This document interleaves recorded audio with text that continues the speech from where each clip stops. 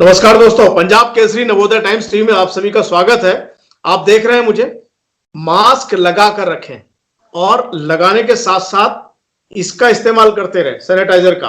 और अब शुरू करते हैं चर्चा, क्योंकि बहुत जरूरी है और दूरी हमने बनाकर रखी हुई है। जी हां, आज बहुत महत्वपूर्ण चर्चा है, इसलिए क्योंकि कोरोना के मामले थम जरूर रहे हैं, लेकिन क्रिटिकल केयर यानी अति गंभीर जो रोगी हैं वो अस्पतालों में हैं। और आज हमारे साथ जो डॉक्टर मौजूद हैं, डॉक्टर युधिष्ठिर सिंह, वो क्रिटिकल केयर के एक्सपर्ट हैं, यानी गंभीर रोगियों को देखने के विशेषज्ञ हैं। और वो एम्स में, दिल्ली के एम्स में कार्यरत हैं। डॉक्टर युधिष्ठिर सिंह जी, आपका बहुत बहुत स्वागत है। नमस्कार। नमस्कार। नमस्कार। पंजाब केसरी नवोदय टाइम्स टीवी में आपका स्वागत है। आप हमें बताएं, आखिर कोरोना के मामले तो कम हो रहे हैं, लेकिन क्रिटिकल जो मामले हैं, जो गंभीर मामले हैं, वो बढ़ रहे हैं, वो अभी तक जस के तस हैं। क्या वजह है? देखिए, कोरोना जो इन्फेक्ट कर रहा है लोगों को, मैक्सिमम केसेस में देख रहे हैं कि 85 to 90% में लोगों केसेस में माइल्ड सिम्टम्स ही होती है। एंड उन लोगों को जो है हॉस्पिटल की रिक्वायरमेंट नहीं होती है, और वो बहुत कुछ लोगों की होती है। मगर केसेस को देखे 10 से 15% के केसेस में दो हॉस्पिटल्स की रिक्वायरमेंट होती है, और इसमें वैसे भी 5 से 10% केसेस में सीवियर होते हैं, और लेस देन 5% पेशेंट जो है वो क्रिटिकल होते हैं, जिनको आईसीयू की आवश्यकता पड़ती है। और अब इसमें ऐसा है कि जो बीमारी है, ये बीमारी जो अफेक्ट कर रही है, तो इसमें मोस्टली जो है लोगों को जो ये पता है कि सिर्फ लंग्स ही अफेक्ट करती है। जब हम इसको देखते हैं तो ये पता चलता है कि ये लंग्स को नहीं, अदर ऑर्गन्स को भी अफेक्ट करती है, जैसे हार्ट हुई, जैसे किडनी हुई, जैसे ब्रेन हुई। सो द कोरोना वायरस जो अफेक्ट कर रहा है, ये सिर्फ लंग को ही अफेक्ट नहीं कर रहा। लंग के साथ साथ जब काफी मरीज सीवियर हो जाते हैं, जो हाई डिपेंडेंसी यूनिट में रहते हैं, और जो जिनको ऑक्सीजन रिक्वायरमेंट धीरे धीरे बढ़ती जाती है, उनमें देखा गया है कि इन्फेक्शंस की रिस्क बढ़ते जाती है। और हम जो दवाई देते हैं उससे वो ठीक होते हैं, बट वो ऑक्सीजन रिक्वायरमेंट बढ़ती जाती है, और एक ऐसा स्टेज भी आता है जब उनको हमको वेंटिलेटर पर डालना पड़ता है। जब चाहे वेंटिलेटर हम नली से देते हैं या मास्क लगा के देते हैं, तब उस केसेस में जो है आईसीयू की जरूरत पड़ती है। और अक्सर देखा गया है कि लोग जो है वो इम्यूनिटी हमारी फाइट करती है, बट क्या होता है कि एक समय तक जो है बॉडी की इम्यून सिस्टम उसको सस्टेन करती है, उसके बाद उसकी सीवियरिटी और बढ़ जाती है। तो और ऐसे इसीलिए ऐसा है कि जो 10 से 15% पेशेंट हैं, उसमें से 5% पेशेंट जो है वो क्रिटिकल है, और वो आईसीयू की रिक्वायरमेंट पड़ती है। प्लस अभी कुछ ये भी देखा गया है कि जो लोग रिकवर करते हैं और वो घर जाते हैं, क्योंकि इसमें कमजोरी काफी हो रही है लोगों को, और वो घर जाते हैं, फिर वो कुछ बीमारी लेकर के, कुछ इन्फेक्शन लेके दोबारा वो एडमिट हो रहे हैं, और वो काफी सिक हो जा रहे हैं। तो ये है रिस्क इसका। एक दुखद समाचार आया रात को, डॉक्टर के अग्रवाल नहीं रहे। डॉक्टर के अग्रवाल अपने लास्ट क्षण तक, मतलब जब तक वो हॉस्पिटलाइज नहीं हुए, वो लोगों से संपर्क में थे, बात कर रहे थे, और फिर वो वेंटिलेटर तक चले गए। जाहिर है, एक डॉक्टर थे, उन्हें पता था कि सर्कमस्टांसेस क्या क्या हो सकते हैं, क्या क्या प्रभाव हो सकते हैं। आपको क्या लगता है, कहां पर चूक हुई जो वो उस 5%, लेस देन 5% वाली श्रेणी में आ गए? इस और बार कैसे बचे, आम आदमी भी कैसे बचे?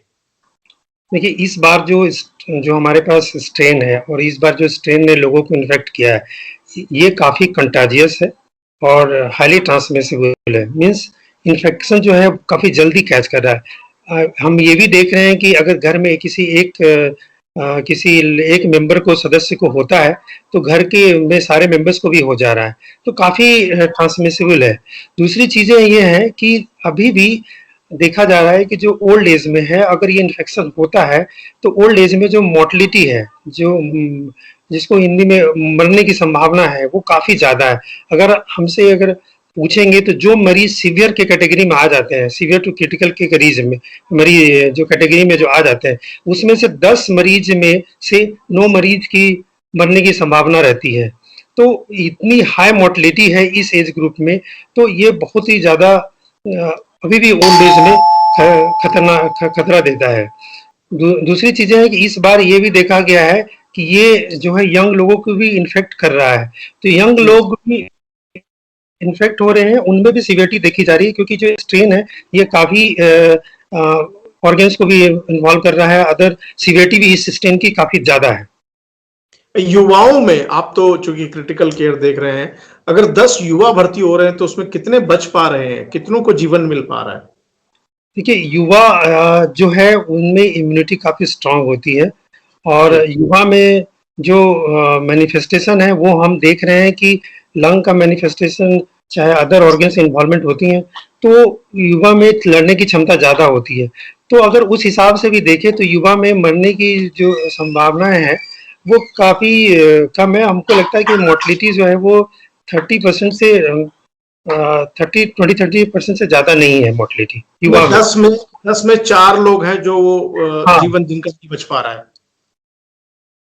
जी डॉक्टर युधिष्ठिर, दिल्ली के मामलों में आपको कहाँ लगता है कि यहाँ चूक हो रही है और लोग यहाँ पर अपना ध्यान रखें, नहीं तो वो क्रिटिकल की श्रेणी में आ जाएंगे?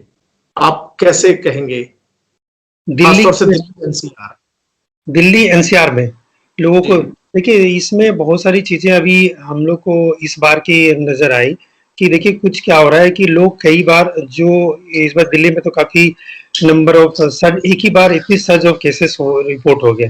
दूसरी भी कि हमारे लोगों को ट्रीटमेंट मिलने में भी दिक्कत आई, जो बेड की समस्या हुई, जो ऑक्सीजन की समस्या हुई और कुछ हद तक ये भी देखा गया कि जो ब्लड जो ऑक्सीजन जो दवाइयां हैं वो बहुत सारे लोगों ने इरेशनल यूज की दवाइयों की, जैसे स्टेरॉयड खासकर हमने देखा गया कि स्टेरॉयड का जो यूज है लोगों ने अपने अनुसार से और गलत डोज से यूज किया। और कई बार ये भी देखा गया कि लोगों ने पहली अगर जो जैसे कोविड का इन्फेक्शन उनको हुआ वो पहले दिन से फीवर आई और वो उस दिन से ही वो स्टेरॉयड का सेवन करने लगे, जो जाकर के वाकई में बहुत खतरनाक हो जाता है। क्योंकि जब आप वायरल का आपको कोविड का इन्फेक्शन होता है तो उस समय आपको वायरस काफी फैलता है और वायरस जो है ये इम्यूनिटी को काफी कम करती है।